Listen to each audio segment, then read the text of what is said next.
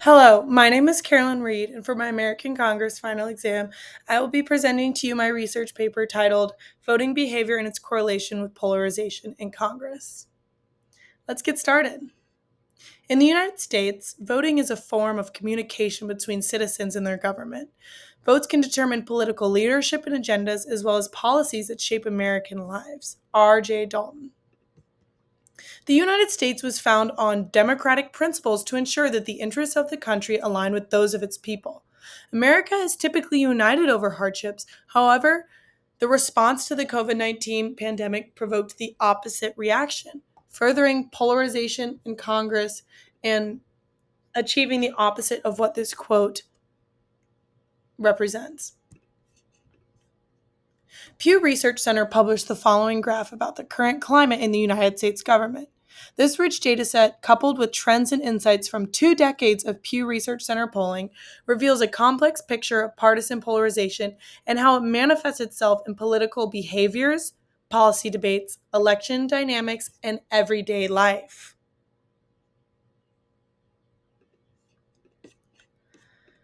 So let's dive into my material.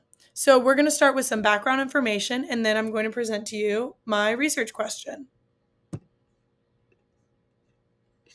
Voting behavior remains highly relevant today as it shapes political outcomes and reflects societal values and preferences. In a study by Blas and Baudet in 2006, they emphasized the significance of voting behavior in democracies, highlighting how it reflects citizens' evaluation of political actors, parties, and policies.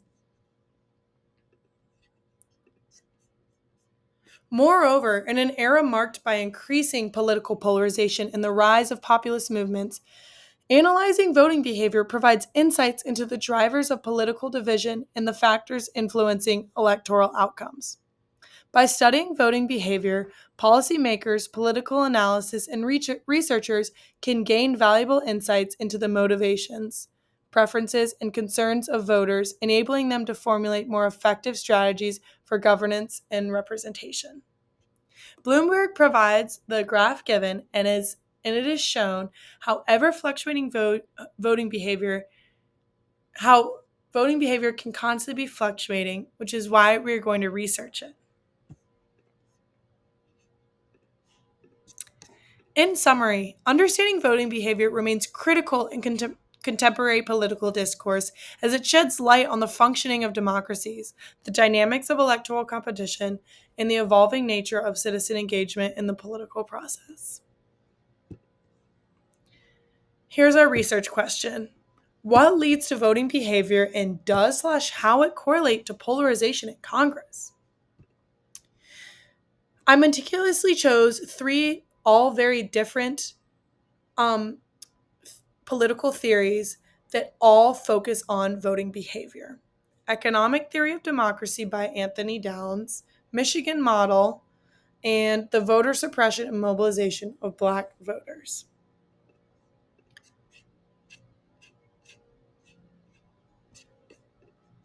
The theories will be broken up into three levels of analysis, starting with the strengths, which elaborates on the main findings that this these theories and literature contribute to the understanding of voting behavior.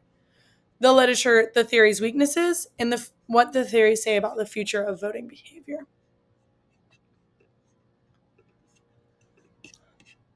Starting out with the economic theory of democracy. It offers a framework for understanding how voters behave in democratic elections based on rational self interest. Downs argues that in democratic systems, voters are rational actors who seek to maximize their individual utility or welfare. The theory posits that voters have preferences over policy outcomes and choose political parties or candidates based on their perceived ability to deliver policies that align with those preferences. In this framework, political parties are viewed as organizations that seek to maximize their electoral support by offering policy platforms that appeal to the largest number of voters. Downs introduces the concept of policy seeking parties, which aim to win elections by capturing the median voter, which is the voter whose preferences are in the middle of the ideological spectrum.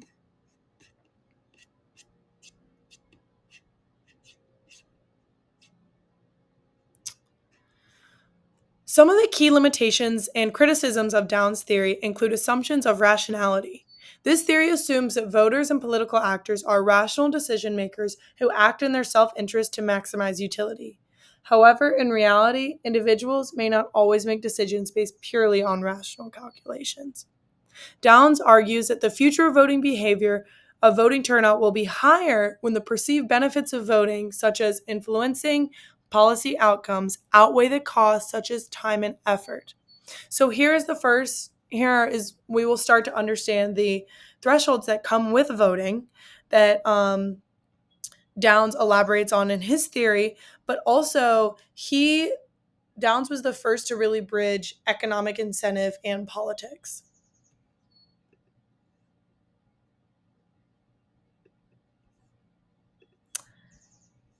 Next, we have the Michigan model. As this model is very accurate in predicting voting for the 1950s and 1960s, however, it is now too restricted to apply directly to day-to-day voting behavior, as more issues and things have been injustice have been made aware that the Michigan model does not take into account because of its datedness. But I would like to present a figure before I go into the analysis of how party identification is the foundation of voting choice. And this model has been still, even though it is outdated, still applied constantly to voting behavior. As you can see, party identification.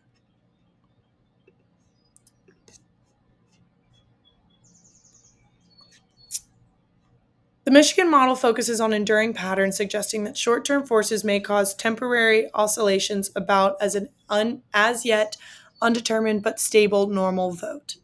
So it says that in the absence of overwhelming short-term forces, key short-term forces, voters vote candidate of the party with whom they identify.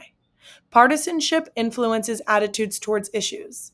Voters who know the position their party took on a particularly general area with that position.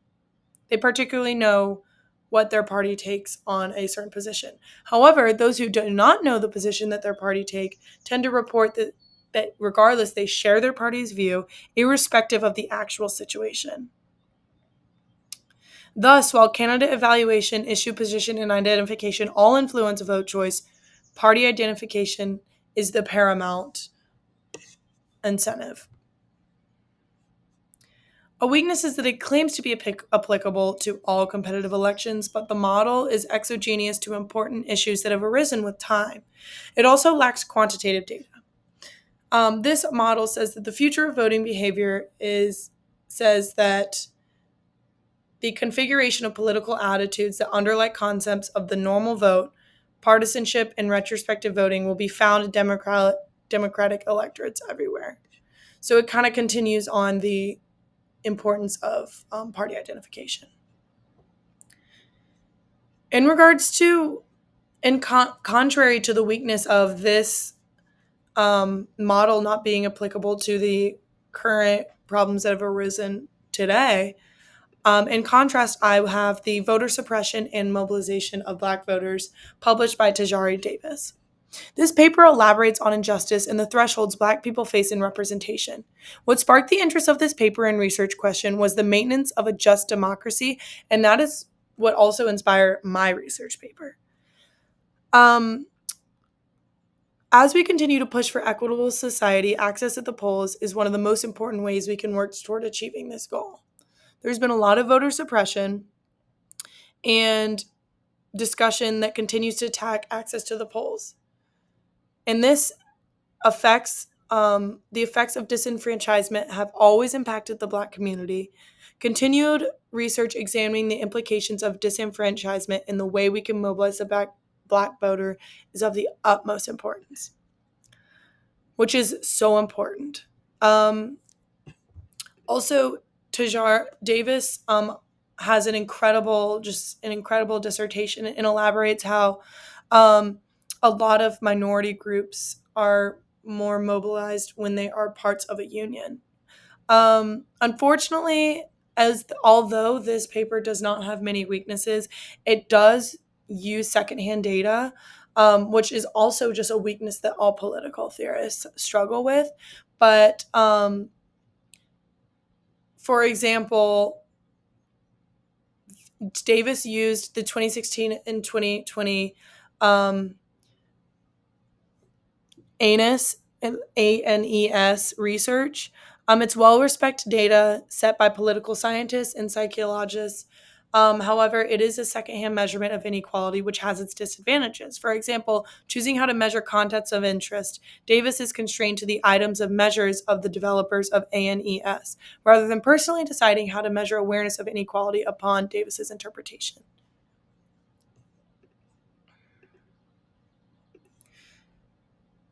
Despite their Despite limited capacity to participate, Black people still turn out at higher than expected rates.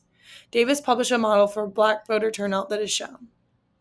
As you can see, the way that structural and institutional factors can be blockades to voting.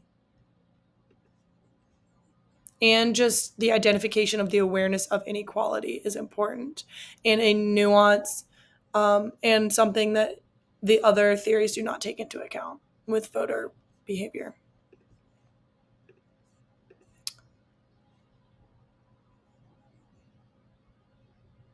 This model combines rational choice theories of political engagement, which argue that individuals engage in politics to achieve their own self interest, with SES based models of political engagement. This also kind of piggybacks off of what Anthony Downs is saying about the rational choice theory. So, in regards, this research paper used the qualitative research method because this method aims to understand the deeper meanings, motivations, and complexities of human behavior and experiences. This form of research aligns with extracting the behavior analysis the research question is looking for, which is why qualitative is a research method of this paper. However, as qualitative research helps identify the how and why, it does not extrapolate the what like the quantitative research method does. My findings explain that intra-household mobilization effects are larger as a result of campaign contact in heterogeneous than in homogeneous partisan households. Observational studies suggest that within intimate social networks, negative correlations between political heterogeneity and electoral participation are unlikely to result from political disagreement. If party workers or civic organizations want the greatest return on the use of their scarce services, they should make contact with the politician member of their household and motivate that member to bring all the other members to the poll. The partisan intensity of mobilization messages likely impact the mobilization among members of a household differently depending on whether they are politically like-minded or not like-minded. Here, I have contextualized my findings of my research in a very simplistic way, where I explain that the Michigan model says that voter behavior is complex and um, influenced by a combination of factors, but mainly by party identification. Economic theory of democracy explains that people vote rationally in a way where they can where decision making process of voters is their is of their pursuit to utilize any form of maximization and the implications of competition among political parties in a democratic system. And then voter suppression and Black oppression explain that social status influences voting behavior, but structural factors can stand in the way of voting. And this leads to my conclusion and answer of the research question, which is also in the next slide, of inequity of voter treatment and party campaigning is impeding of the mission of the democracy. And yes, voting behavior can be accredited to polarization in Congress. Here is another Pew Research Center graph explaining the immense damages and status of the bad polarization in Congress right now. In conclusion, initiatives aimed at reaching out to individuals and encouraging them to actively engage in American politics represent a crucial initial step towards fostering dialogue and bridging divides between opposing parties. But also being equitable with those efforts is important and could even be the solution to the growing polarization.